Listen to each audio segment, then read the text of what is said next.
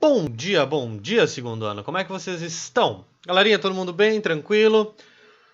Pessoas, cá estou eu agora para iniciar um novo conteúdo com vocês, que terminamos aí a termologia, como eu já havia dito, e agora nós vamos começar um novo conteúdo na área da mecânica, novamente. Então, lembrar aí os velhos tempos, galera. Primeiro ano aí, vocês aí calculando velocidades, forças, equilíbrios.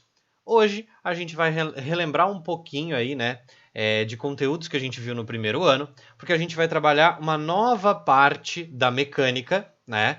Que é uma ramificação da dinâmica, que é a estática. A estática, o nome, né, já diz, é o estudo, né, das coisas paradas. Então a gente quer estudar o movimento também, né, porque é o objetivo da mecânica, mas um estudo do movimento também é quando não temos o movimento, a ausência de movimento, a estática, o equilíbrio. Então hoje a gente vai falar um pouquinho sobre essa estática, né? O porquê que ela é importante, né? Principalmente, vamos pegar aí na área da engenharia civil. Ninguém quer construir um prédio que tenha uma força resultante, né? Que saia acelerando por aí. Ninguém quer construir uma ponte que fique rodopiando. Então a gente quer estudar as coisas e ver quais são as condições para que alguns objetos fiquem parados, em repouso. Beleza? Esse é o principal aí, esse é o objetivo da estática. Só que eu sei que a gente está muito enferrujado em algumas coisas da mecânica, principalmente nas leis que regem a mecânica, né? Então, o que eu preparei para vocês nessa aula? Eu vou relembrá-los alguns conceitos que vocês viram lá no primeiro ano, que é basicamente aí, né, as leis que regem o movimento, baseado nas leis de Newton, né? Então, o seu Newton, como nós já falamos muito aí, vocês ouviram falar muito no primeiro ano aí com o nosso amigo Josemar, ele foi muito importante para a física como um todo, né? Então, Isaac Newton, ele nasceu em março de 1727. Ele publicou aí um livro, deixa eu só diminuir aqui, um livro chamado Princípios Matemáticos da Filosofia Natural, em 3 volumes. Para os mais íntimos aí é o famoso Principia, onde nesse livro ele relacionou toda uma nova matemática, que é o cálculo derivado integral, para explicar os movimentos, a mecânica. E ele fez mais. Ele uniu a física terrestre com a física dos céus. Ele fez a relação dos movimentos aqui da Terra com o movimento dos corpos celestes, que será o nosso próximo conteúdo. Então, Newton é um cara muito importante aí para a gente, porque ele tem aí contribuições, né, na parte dos movimentos com as 3 leis de Newton, mas também os movimentos dos corpos celestes com a gravitação universal, que a gente vai ver logo mais. Mas ele também tem contribuições na óptica, na astronomia, na mecânica, termologia, matemática. Ele é um cara completo, né? Nós precisamos aí, né, lembrar do seu Newton, basicamente as leis de Newton, beleza? Então o que eu vou relembrá-los na aula de hoje são as 3 leis de Newton, que eu espero aí que vocês respondam sempre em coro comigo, qual que é a primeira, qual que é a segunda e qual que é a terceira, beleza? Vamos começar pela mais simples aí, ou não, né? Na verdade, a inicial, que é a primeira lei de Newton, que ela também é conhecida como o princípio da inércia. Eu ouvi daqui tu falando para mim inércia. E ela diz o seguinte, que todo corpo continua em seu estado, seja ele de repouso em movimento, numa linha reta com velocidade constante, a menos que seja obrigado a alterar esse estado pela ação de uma força resultante externa. O que isso significa? Um corpo tende a manter o seu estado, seja ele de repouso ou movimento. Só que como é que eu quebro essa inércia? Com uma força resultante. Então aqui, nesse videozinho aqui que eu vou passar para vocês, ó, vocês podem ver que as folhas em cima dessa cama elástica gigante aí, né, elas tendem a ficar em repouso. Tanto é que quando a pessoa cai, as folhas elas demoram um pouquinho mais, elas tendem a ficar na posição delas. Depois de um tempo, elas caem, elas saem da inércia. Por quê? Porque tem uma força externa resultante, a força peso, no caso, puxando elas para baixo. Mas aí você percebe a tendência delas em ficar no estado de repouso. Você consegue perceber isso também quando está andando de carro e aí dá aquela freada brusca que tu tende a continuar o movimento. Aí o cinto de segurança serve justamente para ser a força externa resultante que impeça que você continue o movimento, senão você seria arremessado do veículo, né? Ou até mesmo no carro quando você dá aquela arrancada, que aí a tua cabeça vai para trás, que é você tentando ficar no estado de repouso. Mas aí o carro quer andar e aí o banco vai te empurrar para frente, exercendo essa força, te tirando da inércia. Beleza? Então, primeira lei de Newton, princípio da inércia. Vamos lá. Segunda lei de Newton. Segunda lei de Newton também é conhecida como princípio fundamental da dinâmica. Por quê? Se na primeira lei a gente sabe que um corpo ele tem a tendência de ficar no seu estado de repouso ou de movimento, até que uma força resultante quebre esse equilíbrio, a segunda lei de Newton vem para explicar como que eu quebro esse equilíbrio. Ok, qual é a ação de uma força resultante sobre um corpo? Newton nos deu essa resposta. Ele diz que quando você aplica uma força resultante sobre um corpo, esse corpo fica sujeito a uma aceleração. E a massa é a constante de proporcionalidade entre a relação da força resultante e a aceleração adquirida. Porque a massa, de alguma forma, ela é a medida da inércia do corpo. A massa de um corpo diz o quanto ele tem de inércia para ficar em repouso ou em movimento. Porque tu concorda comigo que você começar a acelerar um carrinho de supermercado no início da compra, que ele está vazio, ou frear ele, é diferente de você acelerar e frear quando ele está cheio, no final das compras. Ele é mais pesado, então para tu começar a empurrar ele é difícil, para tu parar ele também é difícil. Então a massa ela é a medida dessa inércia, do quão difícil é variar o estado de movimento de um corpo. Então, com a segunda lei de Newton, nós ganhamos uma equação, que é a equação... que é a equação força resultante é igual a massa vezes a aceleração. Ou como muitos falam, física, meu amor. Então, essa equação aqui, ela nos diz que uma força resultante gera uma aceleração. E a proporção entre força resultante e aceleração é dado pela massa do objeto. Beleza? Lembra lá que a aceleração é a variação da velocidade no tempo, né, galera?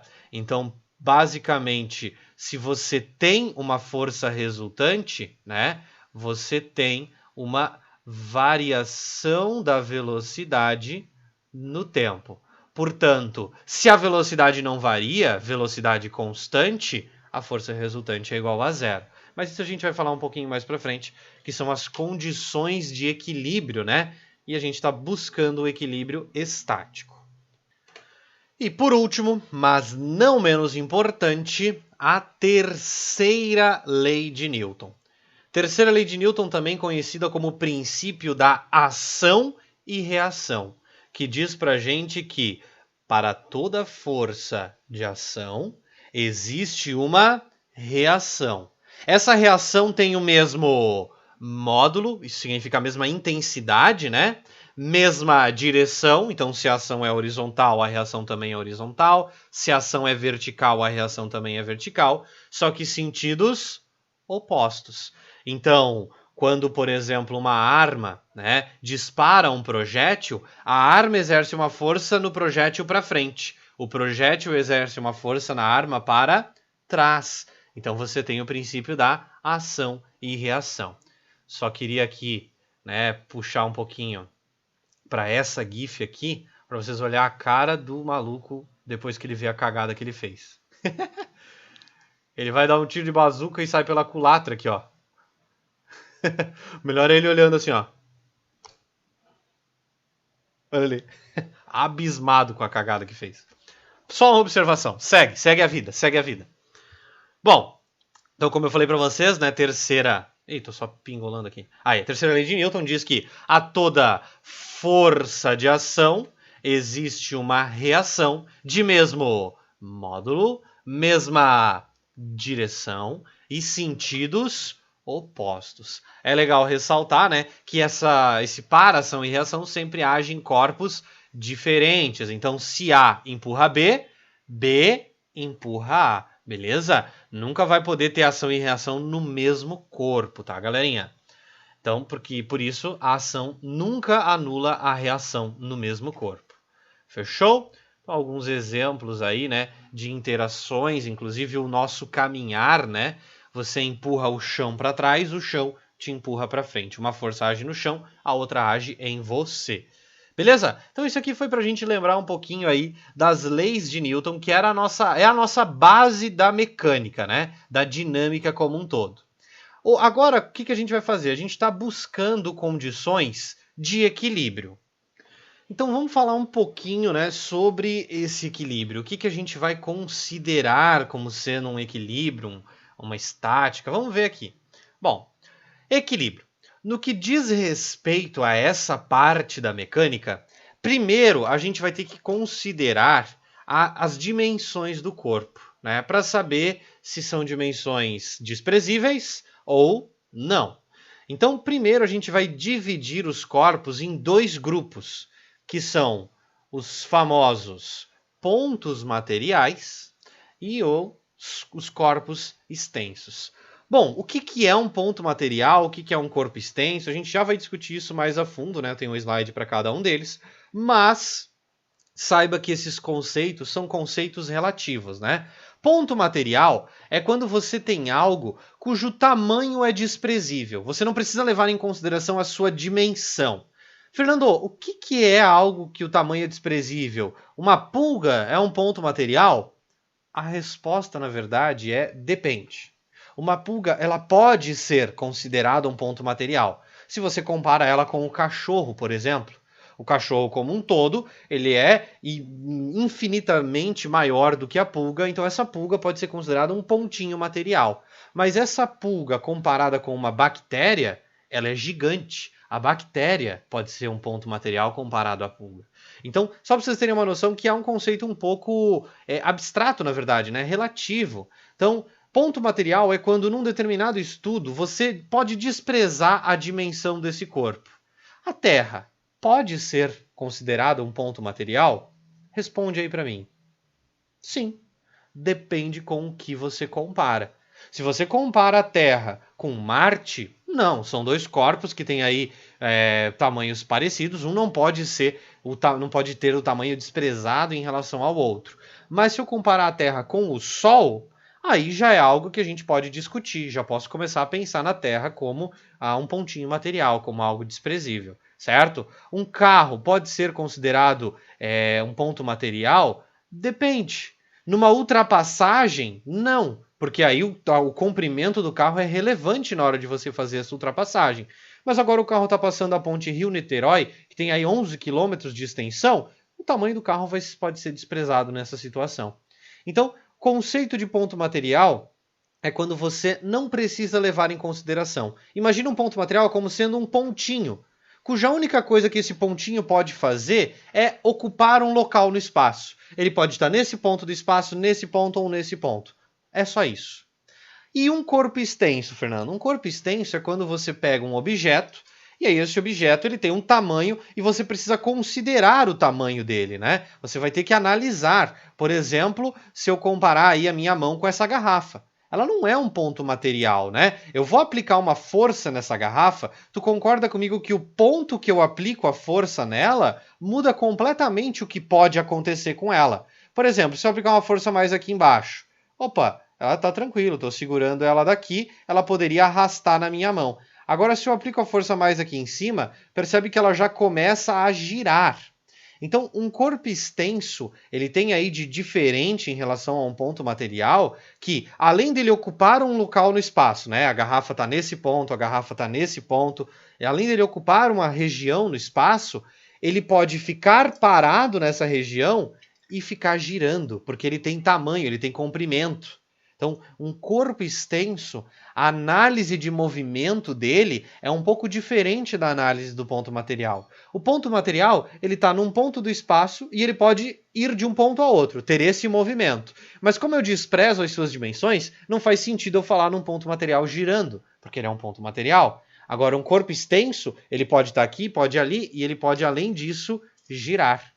Então, quando a gente fala, por exemplo, da análise do equilíbrio de uma ponte em relação aos carros, tu concorda comigo que, primeiro, é importante que essa ponte esteja numa região do espaço, né? Ela tem uma posição bem definida, ela não tem esse movimento. Só que não adianta eu garantir que a ponte fique nessa região do espaço se ela está girando, tu concorda comigo? Ah, vai passar o carrinho aqui, ah, meu Deus, a ponte está girando. Não dá certo.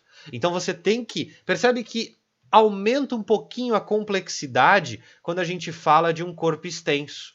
Um ponto material, ele tem um movimento. Um único tipo de movimento, que é a translação. É ele sair de um ponto ao outro. Essa é a translação, é um movimento. O corpo extenso, ele tem dois movimentos. Por quê? Ele, além de ir de um ponto ao outro, ele pode girar. Então essa é a principal diferença quando a gente vai estudar o equilíbrio entre o que é um ponto material e o que é um corpo extenso. Mas vamos falar um pouquinho aí sobre o equilíbrio de cada um deles. Bom, estática de um ponto material aqui primeiramente, né? Então, um ponto material, como eu falei para vocês, né, é um corpo em que as dimensões não fazem diferença ao aplicar a força. Então, quando você vai aplicar a força, o agente, quem está realizando essa força, não faz diferença. Ele é muito maior do que o corpo, e aí quando você aplica a força, ele não vou conseguir fazer esse corpo girar. Eu vou fazer ele simplesmente ir para a direita, para a esquerda, para cima, para baixo, nessa ideia. O único movimento possível para um ponto material é a translação, beleza? Então a única coisa que pode acontecer com um ponto material é ele estar em um ponto do espaço e eu transladar ele para outro ponto, certo? É ele mudar a posição no tempo. Para isso, galera, para eu garantir o equilíbrio de um ponto material, eu só tenho que garantir que ele não translade, certo? Então eu só preciso de uma condição de equilíbrio. Então anota ali para mim, um ponto material, ele precisa, como ele só tem um tipo de movimento, de uma condição de equilíbrio. E a gente vai discutir sobre essa condição hoje. Equilíbrio. Deixa eu arrumar aqui. Pronto. Então, uma única condição de equilíbrio. Já o corpo extenso, ele é um corpo em que o ponto que você vai aplicar a força faz toda a diferença, né? Porque, por exemplo, eu quero segurar essa caneta aqui em equilíbrio. Bom, para eu manter ela em equilíbrio, eu tenho que fazer uma força que é mais ou menos aqui no centro dela. Ó, tá em equilíbrio. Mas agora, se eu fizer a mesma força num outro ponto, ela não está em equilíbrio, ela cai e cai girando ainda. Então, o ponto que você aplica a força, pelo fato dele ser um corpo extenso, é relevante para o estudo. Então, além do movimento de translação, como um ponto material, eu posso estar nesse ponto e transladar, o corpo extenso ele pode rotacionar. Então, você tem dois tipos de movimento: translação e rotação. Isso faz com que, para eu garantir o equilíbrio de um corpo extenso, eu precise de duas condições de equilíbrio. E uma delas vai ser a mesma que do ponto material, né? Que está associada à translação. A outra condição de equilíbrio está associada à rotação, que é o que a gente vai trabalhar aí ao longo das próximas aulas. Beleza? Bom, mas agora que a gente já sabe a diferença com relação às dimensões dos corpos, né? E com relação a quantas condições cada um precisa ter para estar em equilíbrio, vamos falar do ponto material, começar da parte mais simples. Qual é a condição que vai me garantir que o ponto material esteja em equilíbrio? Para isso, galera, é importante a gente lembrar qual é a definição de equilíbrio. Em física, a gente diz, né, que um objeto está na situação de equilíbrio, pelo menos com relação à translação, né, que é a questão de você sair de um ponto e ir até o outro. Então é importante ressaltar que aqui a gente está falando da translação, que é o único movimento aí, né, que um ponto material pode ter. Mas a gente diz que um corpo ele está em equilíbrio quando não existe força resultante sobre esse cara. O que isso significa? Que a resultante das forças é igual a zero. Isso aqui é o equilíbrio na física, beleza? Então, equilíbrio para a translação é quando não tem força resultante. Só que isso nos leva a duas observações, a duas possibilidades. Porque a força resultante ser zero implica, né, para a gente necessariamente, que a aceleração é igual a zero. Tranquilo? Porque a gente sabe que força resultante é igual a massa vezes aceleração. Bom, se eu estou dizendo para vocês que a força resultante é zero, significa que o produto entre massa e aceleração tem que ser zero. Quando que o produto entre dois números dá zero? Quando um deles é zero ou os dois são zero. Só que tu concorda comigo que a massa necessariamente é diferente de zero? Porque uma massa igual a zero não tem corpo nenhum para a gente estar analisando o movimento, então não faz sentido. Então a massa eu garanto para vocês que ela não é zero. É um número, é um valor. A única possibilidade desse produto entre um número diferente de zero e o outro da zero é se a aceleração for nula, beleza? A única possibilidade desse produto aqui dar zero. Se a aceleração é nula, a aceleração é igual a zero, significa que, bom, a aceleração é a variação da velocidade no tempo, ok? Como é que eu faço para aceleração da zero, para essa razão da zero? A única possibilidade de uma razão da zero é se o numerador for igual a zero, beleza? Então, o numerador igual a zero significa que a variação da velocidade é nula. Ou seja, o objeto não varia a velocidade. Se ele não variar a velocidade, ele está em equilíbrio. Perfeito. Só que tu concorda comigo que existem duas situações que eu posso não variar a velocidade? Primeira situação, repouso.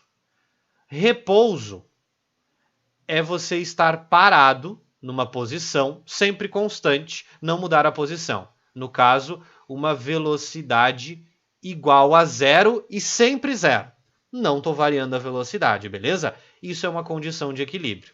A segunda condição é um movimento retilíneo e uniforme, porque você está em linha reta e com velocidade constante. O teu vetor velocidade ele não muda, ou seja, a velocidade ela é constante, ela não varia. Se ela não varia, não tem aceleração. Se não tem aceleração, a força resultante é nula. Essas duas condições são conhecidas como condições de equilíbrio.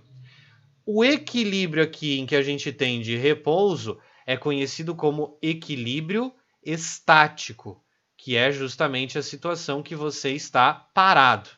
O equilíbrio com velocidade constante é conhecido como equilíbrio dinâmico.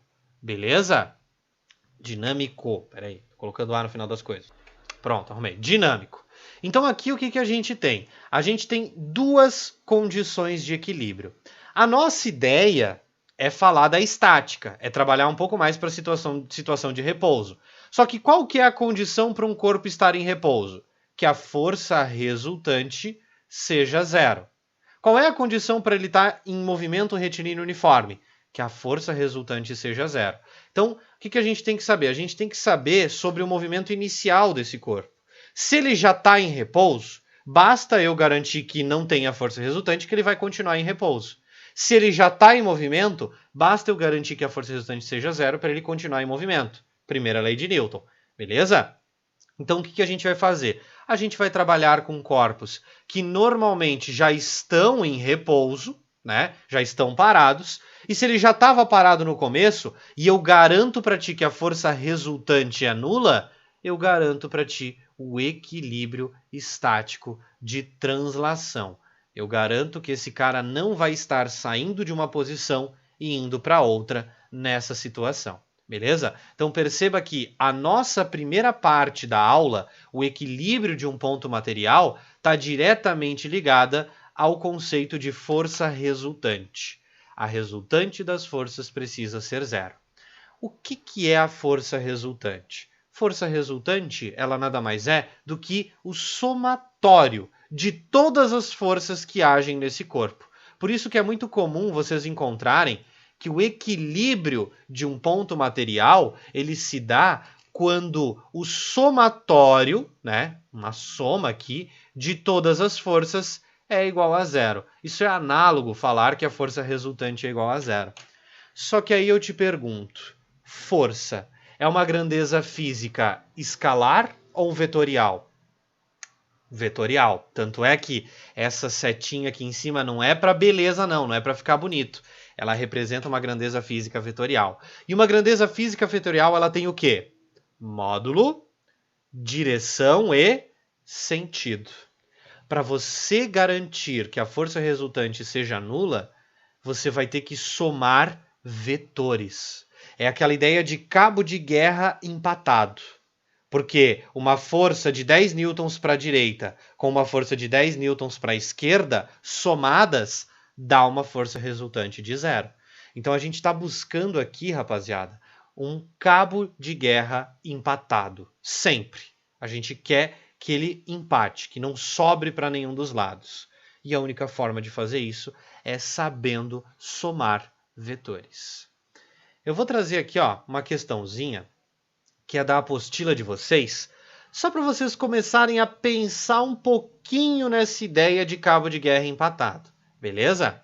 Então aqui, por exemplo, é uma questão que na verdade ela é do aprender sempre, uma coisa assim. É a 01 ali da apostila de vocês, lá na página 169. Ela diz o seguinte: a figura a seguir mostra um atleta de ginástica olímpica no aparelho de argolas. O ginasta encontra-se parado nessa posição aqui. Assinale qual das alternativas a seguir melhor representa as forças que atuam sobre ele, desprezando aí resistência do ar. Bom, galera, olhando aqui as forças, nós temos aí vetorizinhos representados por setas, segmentos de retas orientados, pretinhos e vermelhinhos. Qual dessas situações poderia representar um cabo de guerra empatado? Tu concorda comigo que a letra B não tem como esse cabo de guerra estar empatado? Imagina que estão puxando aqui. Tá todo mundo puxando esse boneco para baixo. Ele vai cair, ele vai vir para baixo. Não tem como ter uma força resultante igual a zero. A C, mesma coisa. Tem aqui alguém puxando ele para baixo, um puxando para a direita, outro para a esquerda. Não tem como, Ninguém tá ganhando desse cara que tá puxando para baixo, Ninguém tá anulando essa força para baixo. O mesmo vale para a letra D. A letra D, tem um cara empurrando para a esquerda, outro para a direita e um puxando para baixo. Cadê a força que anula a força para baixo? Bom, a letra E tem alguém puxando ele para cima, empurrando ele para cima, e duas forças empurrando para baixo. Opa, pensando na ideia de força resultante, isso aqui até pode ser, Porque se tem alguém empurrando para cima e outros dois empurrando aqui, puxando ele para baixo, isso pode gerar um equilíbrio. Da mesma forma que a letra A, A letra A também aqui tem uma força puxando aqui para baixo e duas forças puxando para cima nessa diagonal aqui, para dentro. Bom, Fernando, então tem dois gabaritos possíveis? Não, galera? A gente tem que analisar a situação. O que tu tem? Tu tem duas argolas presas em fios que vão puxar a pessoa no sentido desse fio, E aí essa pessoa tem uma força-peso, que é justamente a força que eu quero cancelar através das argolas. Então a única resposta possível é a letra A, porque a letra E ela não faz sentido, né? O que está puxando esse cara para baixo na diagonal se não tem nada amarrado nos braços dele puxando ele para baixo? O que está empurrando ele para cima? Né? A gravidade vai empurrar ele para cima? Não faz sentido. Então, pela ideia que é a interpretação, a gente percebe que a única alternativa que nos garante o cabo de guerra empatado e uma situação fisicamente possível, de acordo com o desenho, é a letra A. Mas percebe como é importante essa questão, essa ideia vetorial, né? Das setinhas e desse cabo de guerra. Eu sei que vocês viram isso há muito tempo, né? Soma de vetores, decomposição vetorial. Então, o que eu vou fazer? Na próxima aula, eu vou fazer uma revisão de vetores com vocês e aplicar em questões de equilíbrio de ponto material, para vocês verem como que fica essas condições, beleza? Para essa aula, galera, eu só queria introduzir a vocês o conceito do equilíbrio e da estática. Vou deixar um desafio para quem se sentir aí capaz de resolver, mas é difícil a questão, tem que lembrar bastante de decomposição vetorial, de vetores, fazer uma boa análise, mas fica como desafio. Na próxima aula, eu resolvo essa questão com vocês aí, eu resolvo esse desafio, beleza? Então assim, galera, de exercícios dessa aula, eu vou deixar aqui o 6 e o 10, mas só como recomendação. Só que a gente precisa relembrar vetores. Então fica tranquilo. Você que está um pouco perdido na parte vetorial, como a gente viu termologia inteira aí, que não trabalhou vetores, né? Ao longo de toda a aula, as aulas de termologia, eu vou relembrar vetores com vocês, lembrar como que decompõe, como que soma, fica tranquilo, tá? Então assim, são exercícios para você tentar resolver. Se não conseguir, relaxa que a próxima aula vai ser para isso. Por esse motivo, não vai ter lista dos estudos, tá? Porque a ideia é trazer primeiro essa aula de revisão de vetores para vocês, para que daí a gente comece a aplicar em bastante exercício, para futuramente chegar em corpos extensos. Beleza? Um abraço para vocês e até a nossa próxima aula. Valeu, segundo ano!